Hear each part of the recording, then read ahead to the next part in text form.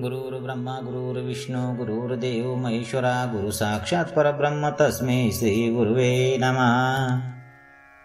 ओम श्री परमात्मने नमः. शिवगीता अथ प्रथमोध्यायः. अध्याय पहिला. सूत म्हणाले, शौनकादिक हो, आता मी तुम्हाला कैवल्य मुक्ती देणारे परमपवित्र असे संसार दुःखाचे औषध शिवाच्या प्रसादाने सांगतो.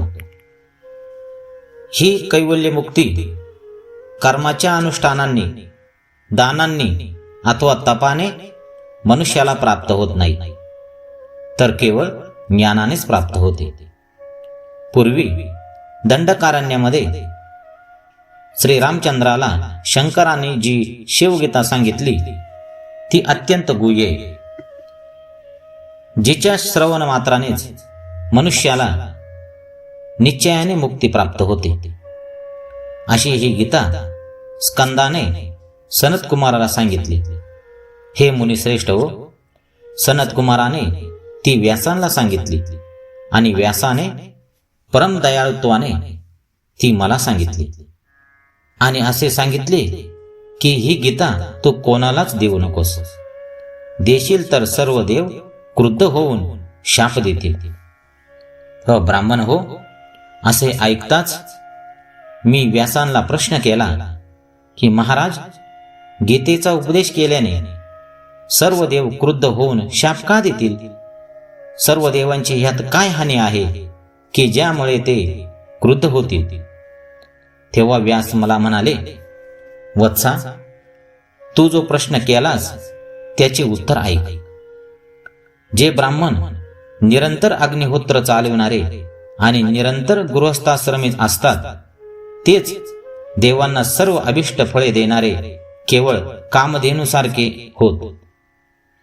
भक्ष्य, भोज्य, पेय इत्यादी जे जे देवांना पाहिजे ते सर्व अग्नीत हवन केलेल्या हवीने स्वर्गामध्ये देवांना मिळते. देवांना स्वर्गावर इष्टसिद्धी करून देणारे गृहस्थासारखे दुसरे साधन नाही.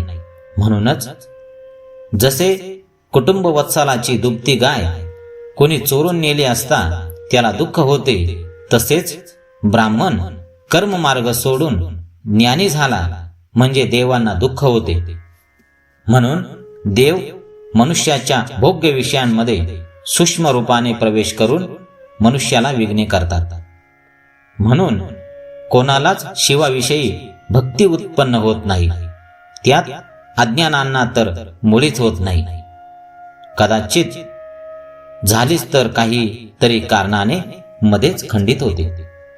तसेच शिवस्वरूपाचे ज्ञान कदाचित कोणाला झालेच तर त्यावर पूर्ण विश्वास बसत नाही. शौनकादी ऋषी म्हणाले, जर देव ह्याप्रमाणे मनुष्यांना विघ्ने करतात तर त्या ठिकाणी कोणाचा पराक्रम चालणार आहे की ज्या पराक्रमाने मुक्ती प्राप्त होईल? सुता, खरे सांग, याविषयी काही उपाय आहे किंवा नाही? तेव्हा सूत म्हणाले, कोट्यावधी जन्म केलेल्या पुण्यकर्माने शिवाचे ठाई भक्ती उत्पन्न होते. त्या भक्तीच्या योगाने सर्व मनोरथांचा त्याग करून केवळ शिवार्पण बुद्धीने मनुष्य विधीपूर्वक इष्टापूर्त कर्मे करू लागतो.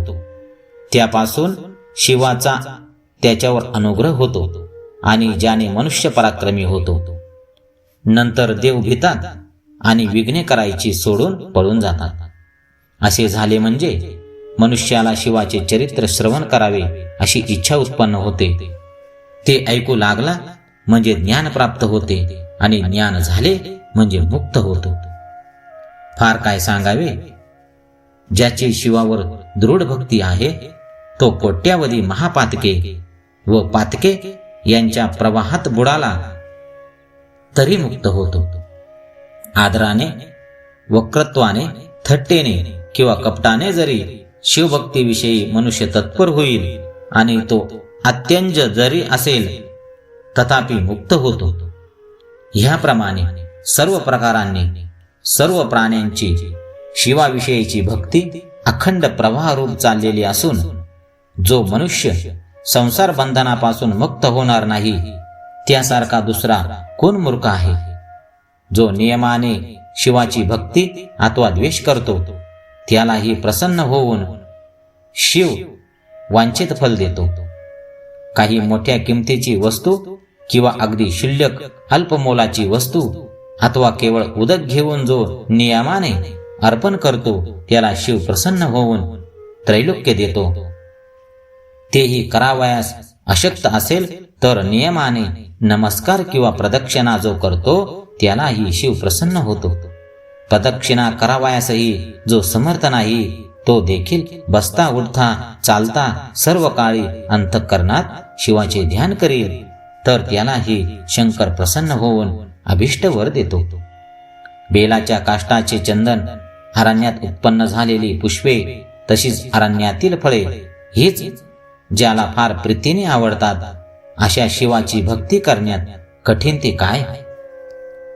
अरण्यात उत्पन्न झालेल्या पदार्थावर जशी शंकराची प्रीती आहे तशी ग्रामात उत्पन्न झालेल्या पदार्थावर मग ते कितीही उत्तम असोत तथापि त्यावर नाही. अशा या देवाला सोडून जो इतर देवतेस भजतो तो भागीरथी सोडून मृगजळाची इच्छा करतो असे होते. परंतु ज्याने कोट्यावध जन्मामध्ये पातकांचाच संचय केला आहे आणि ज्याचे अंतःकरण मोहाने अंध झाले आहे अशाला हा शिवभक्तिरूप अर्थ दिसत नाही. ज्याला कालनियमन नाही, देशाचा व स्थळाचाही नियम नाही, तर ज्या ठिकाणी ह्याचे चित्त रम्मान होईल त्या ठिकाणी त्या काळी मी शिवरूप आहे असे शिवरूपाने शिवाचे ध्यान केल्याने शिव सायुज्य पावतो. ज्याचे आयुष्य व वैभव अति स्वल्प पण तो जर शंकराच्या अंशाने युक्त असेल तर मी राजा आहे असा अभिमान धरण्याचा परिवारासहित नाश करण्यास समर्थ होतो. शिव सर्व लोकांचा कर्ता व अक्षय ऐश्वर्याने युक्त आहे, तरी मी शिवस्वरूपी आहे असे म्हणणाऱ्या कोणाही माणसाला तत्काळ आत्मस्वरूपाशी तादात्म्य पावणारा असा करतो. हे ऋषी हो, आता धर्म, अर्थ, काम आणि मोक्ष या 4 पुरुषार्थाप्रत ज्या साधनांनी जातात ते पाशुपत नावाचे व्रत मी तुम्हाला सांगतो. विरजा नामक दीक्षा स्वीकारून विभूती आणि रुद्राक्ष धारण करून सर्व वेदांचे केवळ सार असे जे शिवशस्त्र नाम त्याचा जप केला म्हणजे तुम्हाला मर्त्यत्व जाऊन शिवत्व प्राप्त होईल. तसे झाले म्हणजे भगवान लोककल्याण करता शंकर प्रसन्न होऊन तुम्हाला दर्शन देऊन कैवल्य मुक्ती देईल. अगस्त्य ऋषीने दंडकारण्यामध्ये रामचंद्राला जे सांगितले ते सर्व मी तुम्हाला सांगतो. भक्तियुक्त होऊन ते श्रवण करा. याप्रमाणे हा प्रथम अध्याय या ठिकाणी समाप्त करत आहोत. ओम नमः शिवाय. शिवराघवाय नमः.